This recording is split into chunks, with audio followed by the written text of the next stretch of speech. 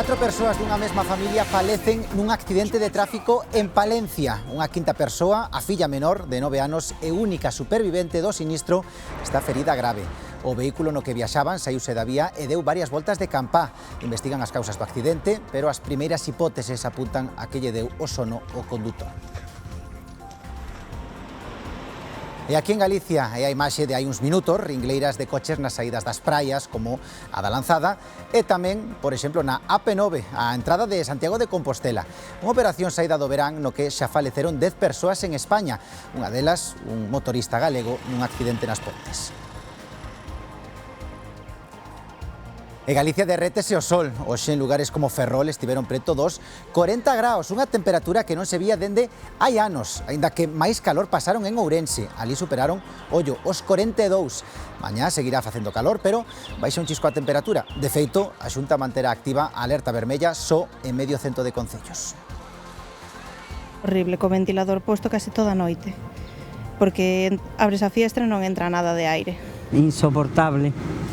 A veces ya no te da ganas de salir. E hoxe imos amosarlles unha forma diferente de descubrir a praia das Catedrais, porque non só se visitan a pé, tamén se poden contemplar dende o mar grazas a unha ruta en barco dende Ribadeo que ofrece unha perspectiva única dun dos grandes tesouros da costa galega.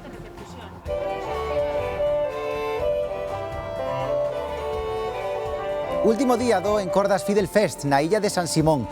O encontro, que este ano estreita lazos musicais entre Galicia e Escocia, ofrece máis de 50 concertos acústicos repartidos por diversos espazos da illa, convertendo o violín tradicional no gran protagonista.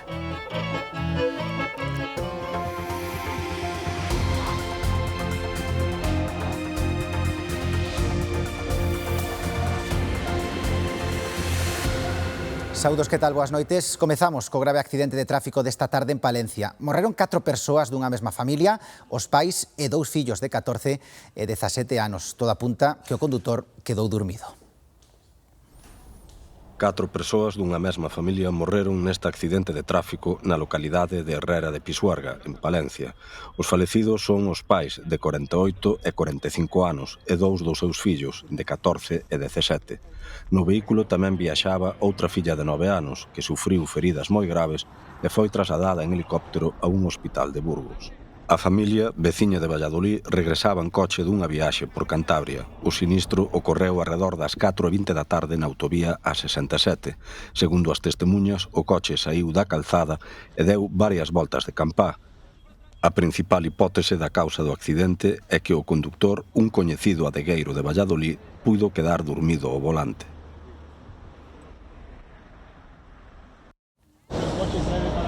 E ás 12 deste domingo remata a primeira operación especial saída do verán. A DXT prevé en Galicia 500.000 de desplazamentos, dende o venres hai 10 mortos, un deles en Galicia, un motorista. Imos ver en directo como transcorre o tráfico en algunhas das principais cidades galegas e comezamos pola avenida de Alfonso Molina na Coruña, unha das arterias principais de entrada e saída da cidade, onde estamos vendo que o tráfico está sendo completamente fluido e non hai ningún tipo de problema na circulación. Imos agora ver outra cámara de Dirección Xeral de Tráfico e a que estamos vendo en directo a Ponte de Rande en Vigo. Esta igualmente volve ser a avenida de Alfonso Coruña. Aquí agora sí que vemos a Ponte de Rande en Vigo, onde, como podemos comprobar, moito tráfico, sobre todo na entrada á cidade. Estes puntos que son de zonas costeiras, entrada e saída, van ter bastante tráfico nas vindeiras horas. E fíxense tamén como estaban as ringleiras de coches que había hai só uns minutos para sair de praias, como a da Lanzada. Tamén, ao mesmo tempo, na AP9, a entrada de Santiago de Compostela. Esta é outra cara da xornada, a volta a casa, tras un día de sol e praia moi necesario.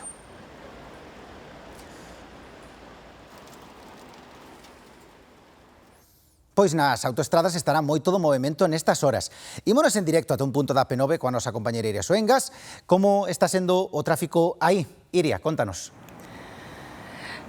Sí, David, pois xo vedes bastante denso, pero aínda fluido desta hora, unha imaxe que se repite en moitas estradas das vilas de costa, pero tamén en peaxes como este, o que decíamos da AP9 a saída de Santiago, onde confluen todos os que veñen dende as Rías Baixas, porque hoxe os que volven de pasar o día na praia teñen que arbarse de paciencia polos atascos e o tráfico lento que está a provocar este gran volume de desplazamentos, porque, como dicías, os que volven de pasar a fin de semana o día na praia súmanse os que comezan as súas vacacións. Hoxe remata a primeira fase da operación saída de verán, en que se calcula houbo en España uns 5 millóns de desplazamentos e alrededor de medio millón en Galicia. Unha operación saída que deixa 10 persoas falecidas no país, entre elas un motorista que hoxe perdía a vida nun accidente nunha rotonda nas Pontes. Foi un particular que alertou a emerxencias de que a vítima estaba inconsciente, pero os equipos sanitarios só puideron certificar o seu falecemento. Grazas, Iria, moito ollo, moito tino nas estradas. Ademais, en períodos de máxima circulación como o de hoxe, a Garda Civil de Tráfico e tamén o Goberno galego colaboran para garantir a seguridade dos cidadáns. Alfonso Rueda mantivo un encontro co coronel Antonio Hidalgo, xefe do sector de tráfico da Garda Civil en Galicia, para profundizar nesta colaboración. Os servizos de emerxencia da Xunta e a Garda Civil están en contacto permanente, tamén en eventos deportivos, culturais, incendios e outras emerxencias que xordan na comunidade. E as obras no viaduto do Barbantiño, na G53, farán que un treito de case 9 kilómetros da autovía entre Dozón e Ourense quede pechado o tráfico dende este mesmo luns. O corte, debido a unha proba de carga no viaduto, vaise prolongar ata o xoves vindeiro entre as 8 da mañá e as 7 da tarde.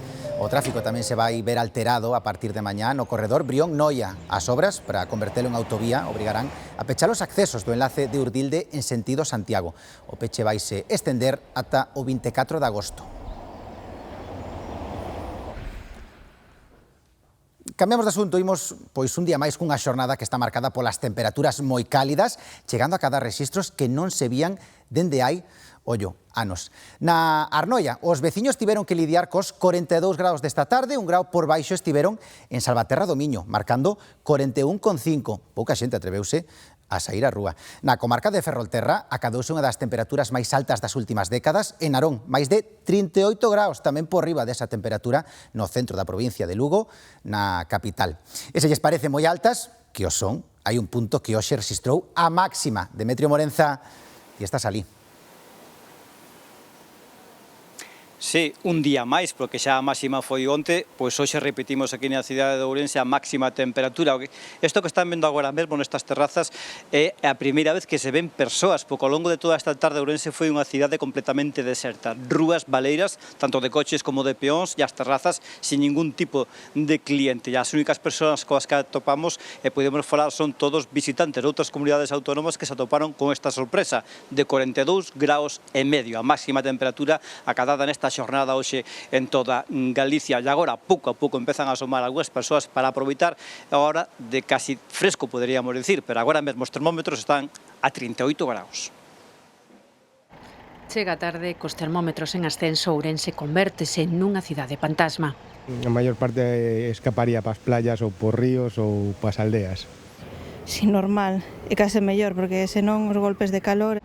O sol, os termómetros elevanse a cifras de vertixe, pero a realidade dos rexistros meteorolóxicos xa é bastante abafante. Ourense chegou aos 42 graus e medio, temperatura semellante a do sábado. Notase bastante que fai moito bochorno, moito calor, que é pesado.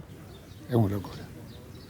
Antes os tempos viñan máis tranquiliños, máis estable, agora cada ano que pasa aquí en Ourense é peor. Tras varias xornadas de días e noites tórridas, a resiliencia esgótase. É dificilísimo de levar, porque fai moito calor, tes que ter o aire acondicionado posto ou non vives. Insoportable. A veces ya no te da ganas de salir. Calor abafante que se estendeu pola Meirán de parte de Galicia, cos termómetros por riba dos 35 graus en moitos puntos e dos 40 na conca ourensá do Miño. Bebendo un pouquiño de líquidos, agua e pontes ao fresco, as sombras. Aquí temos moi bo río. La verdad que el sol está fuerte. Fíjate que yo estaba en el río bañándome y ahora salí y el vapor que hay es tremendo. Calor que nos acompañará aínda varias xornadas, sobre todo no interior. Iremos á piscina intentando aguantar. 46 concellos seguirán este luns en alerta vermella sanitaria por altas temperaturas no centro de Lugo e na montaña de Ourense, polo que se suspenderán as actividades deportivas federadas.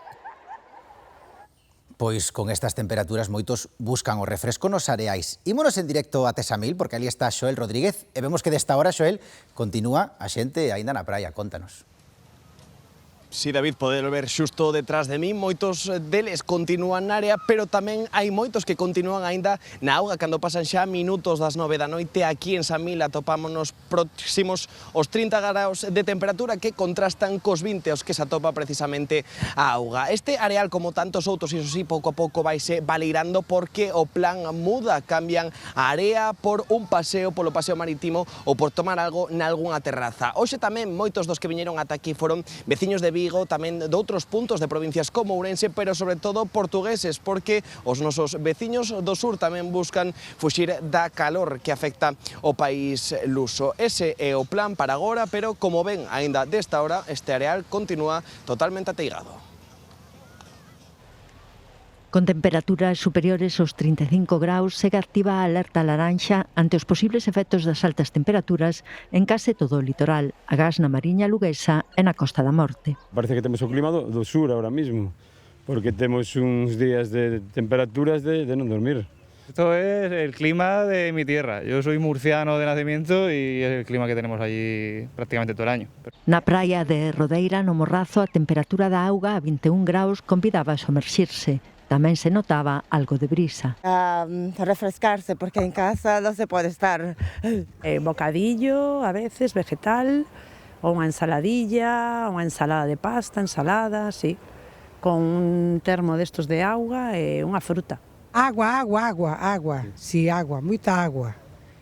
Fruta, comida na casiña.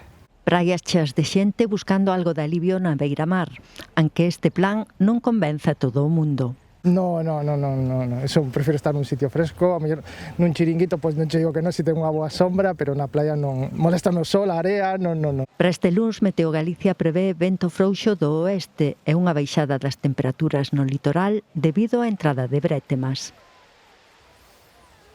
Actualizamos agora a situación dos incendios en España, porque os bombeiros da Generalitat descartan que o incendio que comezou en la Bisbal de Ampordá, en Girona, quede controlado hoxe.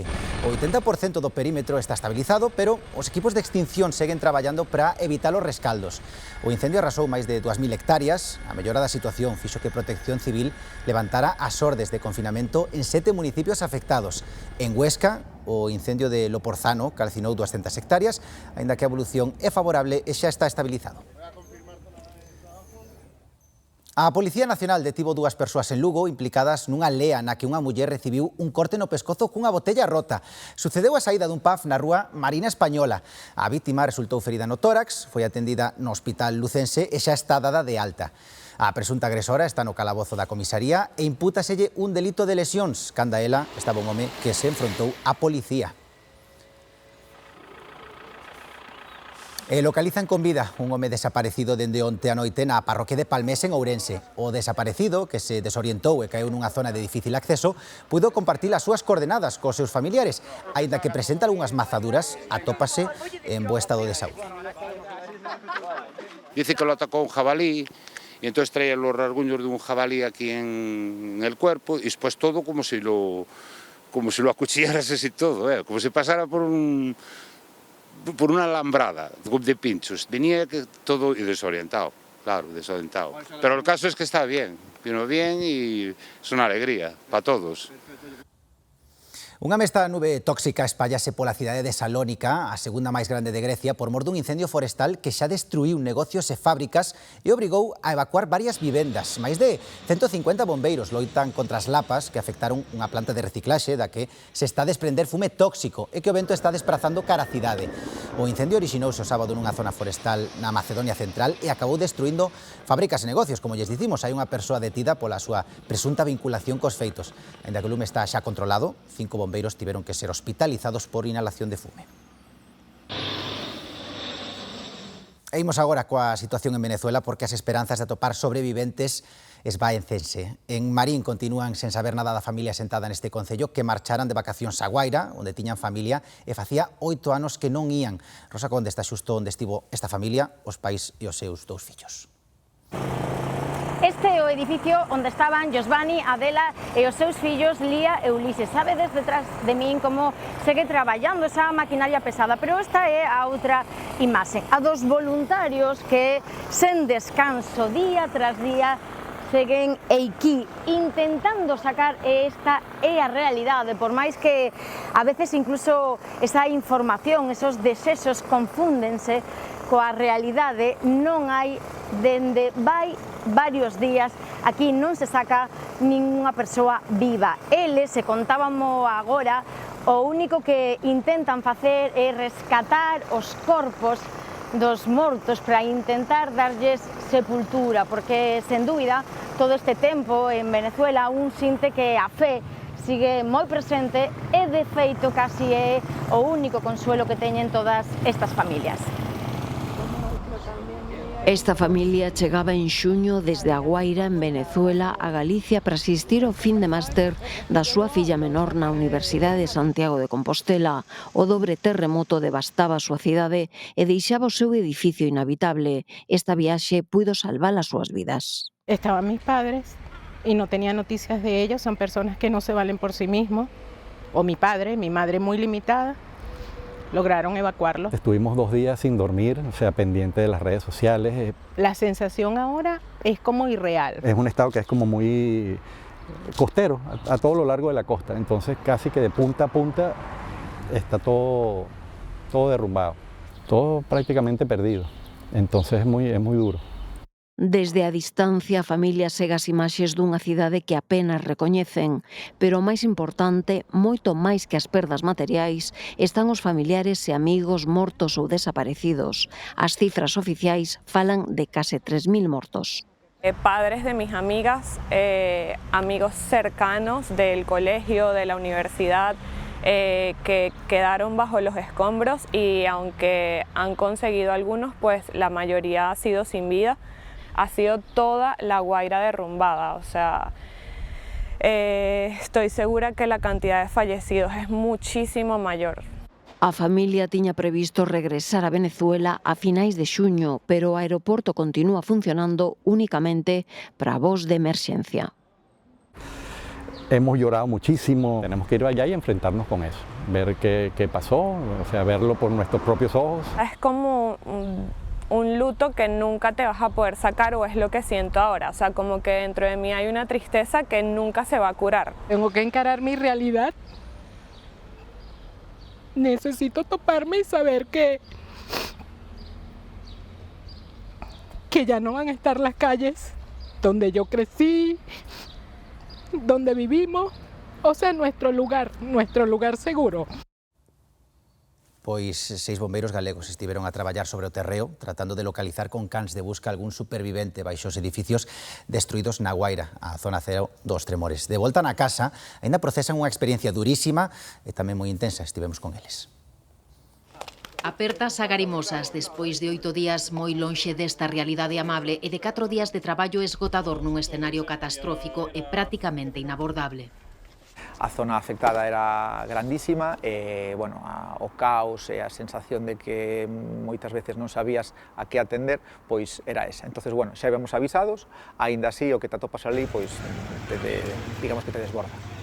Viaxaron baixo a coordinación da Dirección Xeral de Protección Civil, organizados na Guaira nunha unidade de rescate integrada por 6 bombeiros galegos e 3 guías con cans de búsqueda, asumiron 5 días despois dos terremotos unha misión contra reloxo, localizar superviventes baixo a destrucción. Pasa dentro! Si os cans marcasen algo no edificio no que estuveramos, o traballo era buscar o acceso para eles, o noso é un equipo lixeiro, poderíamos facer igual unha primeira, digamos que un primeiro acceso e avisar inmediatamente os equipos con máis material para concentrar os esforzos nun sitio onde haxa unha persoa con vida. Finalmente non sucedeu.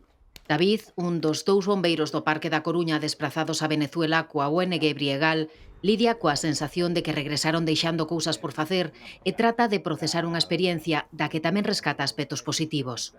Falamos con moitísima xente e toda a xente coa que falamos o único que mostraba é agradecimento de que estiveras ali botando unha man. E agradecían eso, que te preocuparas de estar ali un ratiño con eles, de compartir un pouco esa dor.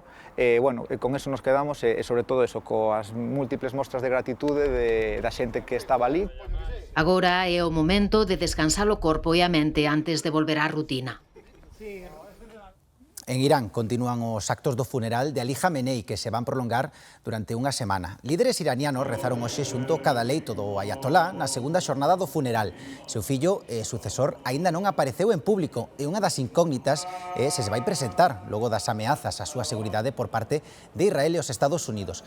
O Ayatolá Ali Khamenei, que morreu nun ataque aéreo ao comezo da guerra, foi o segundo líder supremo de Irán e o que máis tempo ocupou o cargo. Imos agora coa política nacional. Juanma Moreno tomou posesión esta mañá en Sevilla como presidente da Junta de Andalucía por terceira vez. O Popular quedou ás portas da maioría absoluta. Tras o seu pacto con Vox, prometeu manterse fiel á vía andaluza do diálogo. Agarda que a legislatura que comeza sexa longa e frutífera. Tamén defendeu os acordos como parte esencial da democracia. No acto estivo arroupado, entre outros, pola súa familia e polo expresidente Mariano Rajoy. Alcalde, yo... del presidente. Voy a ser fiel a mí mismo y al modelo que ha hecho de Andalucía en estos años una comunidad más próspera, un referente de estabilidad, seguridad y también de entendimiento. Los valores no cambian. La vía andaluza de serenidad y diálogo sigue vigente. E o próximo mércores comparecerá no Senado a vicepresidenta terceira do Goberno, Sara Agesen, na comisión que investiga presuntas irregularidades na xestión da SEPI. A presidenta desta entidade foi imputada esta semana no caso Leire Díez, igual que a directora da Garda Civil. Así as cousas, son xa máis de 120 as persoas imputadas en causas que afectan a contorna de Pedro Sánchez, ao Goberno ou ao PSOE.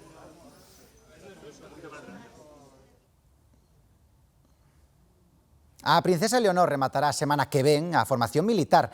Ao longo desta etapa pasou por Galicia, estivo na Escola Naval de Marín.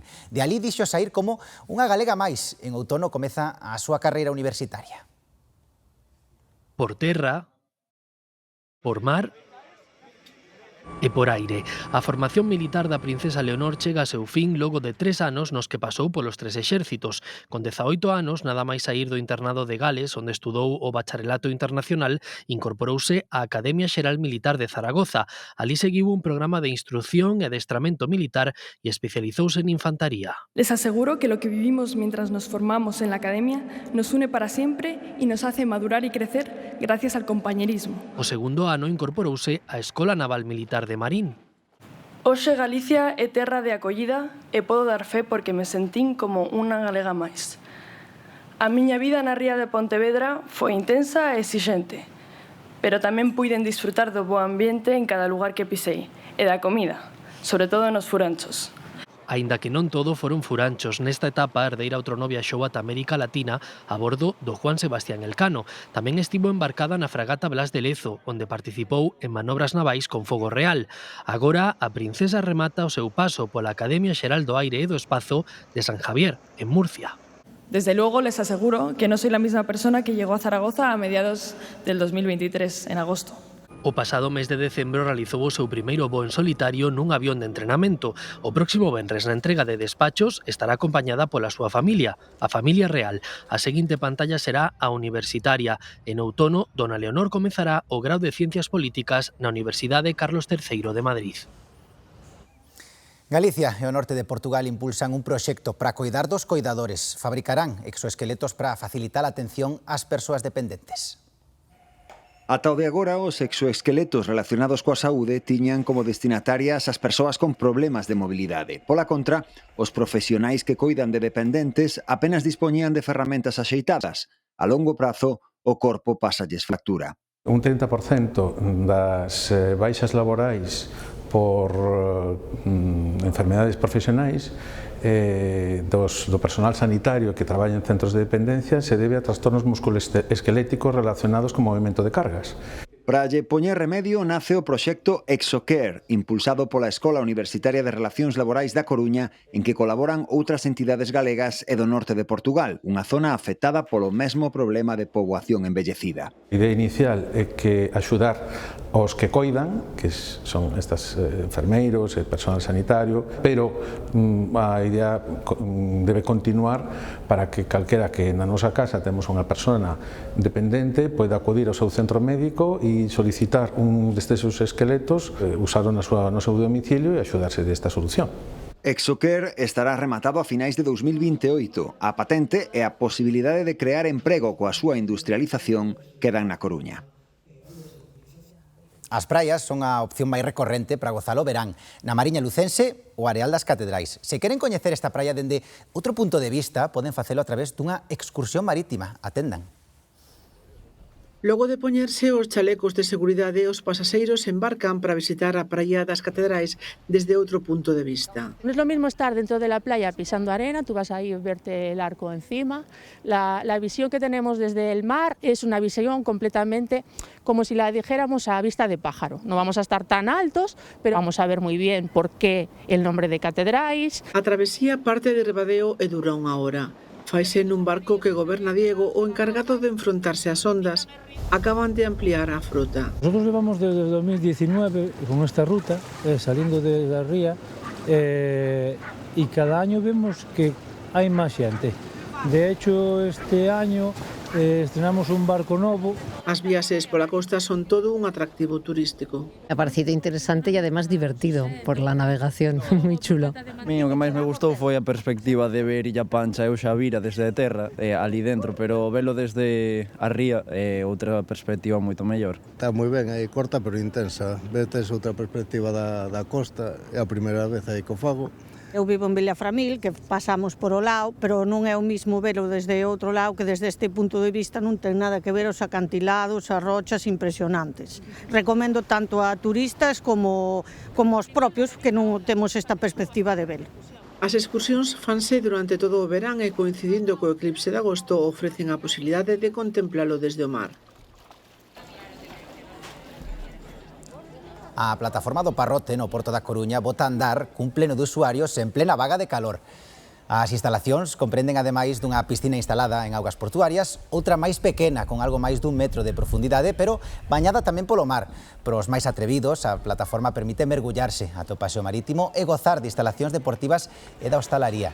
Esta estrutura flotante recupera unha tradición especial da cidade, os baños na antiga praia do Parrote, desaparecida na metade do século pasado, tras os recheos realizados na zona.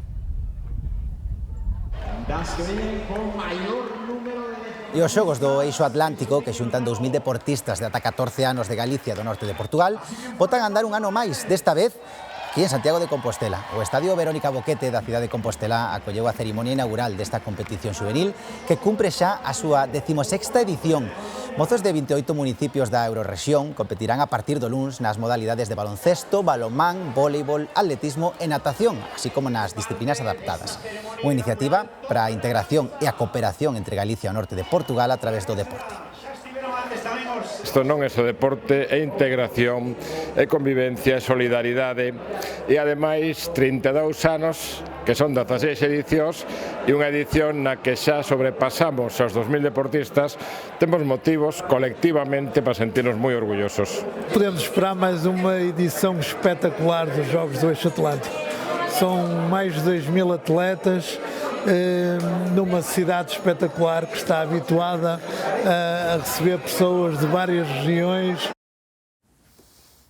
Novo récord de asistentes ao Resurrection Fest, o festival que cada ano trae o mellor do rock e o metal a Viveiro. Máis de 140.000 persoas asistiron á edición deste ano que rematou onte. Foron 4 xornadas con 100 bandas repartidas en 4 escenarios, entre elas Iron Maiden, Sabaton, Limp Bizkit ou Marilyn Manson. Segundo a organización, o evento xerou máis de 1.500 postos de traballo directos e máis de 4.000 indirectos, cun impacto global superior aos 110 millóns de euros. Artistas emerxentes e consolidados conviven dende o xoves na illa de San Simón, onde se celebra o Encordas Fidel Fest, un festival internacional de música de corda que naceu para mesturar a música galega coa de outras culturas. Raquel Gandoi. Que o violín é un instrumento só apropiado para a música clásica é un clixé que se desmonta neste Encordas Fidel Fest. Nesta Illa da Memoria, na illa de San Simón, este domingo sou en cada recuncho a música con instrumentos de corda, onde o violín foi o rei, de feito houbo 40 concertos. Nesta edición, a música tradicional galega mesturouse coas sonoridades da cultura escocesa, unha edición moi especial, din os que saben e cos que nos falamos, porque a historia recente do violín galego non se pode entender sen Escocia. Este festival tampouco se podería entender sen un nome propio, o do escocés Alasdair Fraser.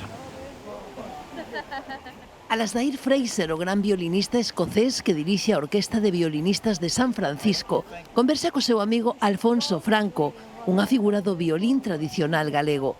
Cando en 2011 coincidiron no Fidel Fest de California, puxeron a semente deste Encordas de San Simón, unha xuntanza na que con clases mestras, concertos, obradoiros, todos aprenden de todos.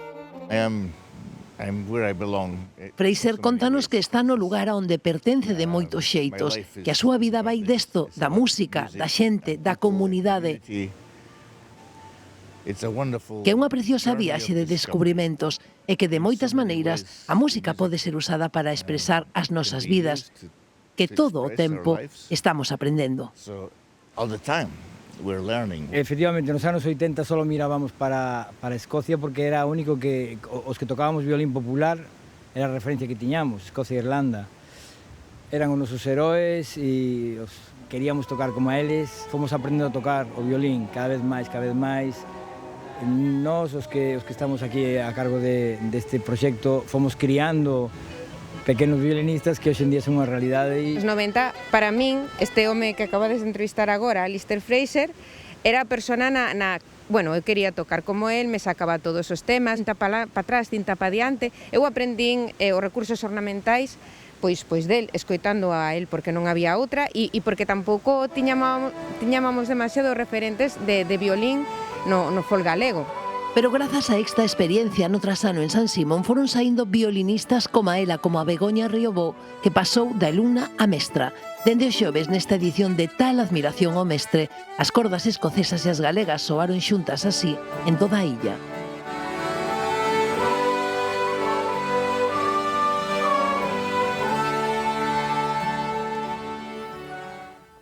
O 5 de xullo de 1996 o mundo da bioloxía cambiou por completo. Ese día demostrouse que era posible clonar un mamífero, é dicir, reproducir outro case idéntico xenéticamente. Así foi como se creou Ovella Dolly hai 30 anos, un clon sen diferenzas cunha ovella normal. De feito, se a clonación fose posible en seres humanos, tampouco sería doado distinguilos a simple vista, aínda que terían manías diferentes. Isto, por suposto, non é real, porque na clonación hai moitas eivas legais, éticas e económicas. E porque ter dúas versións dun mesmo non sabemos se sería o mellor. A ovella Dolly, nestas imaxes que van ver, ten un ano de vida e medía 1 metro de longa. Estaba rapada por primeira vez. Era un exemplar san. Con todo, faleceu aos 6 anos e medio dunha enfermidade pulmonar progresiva. Tivo 6 años. Dolly permitiu entender e manipular mellor as células, impulsando a medicina regenerativa, clave na loita contra enfermidades como Parkinson.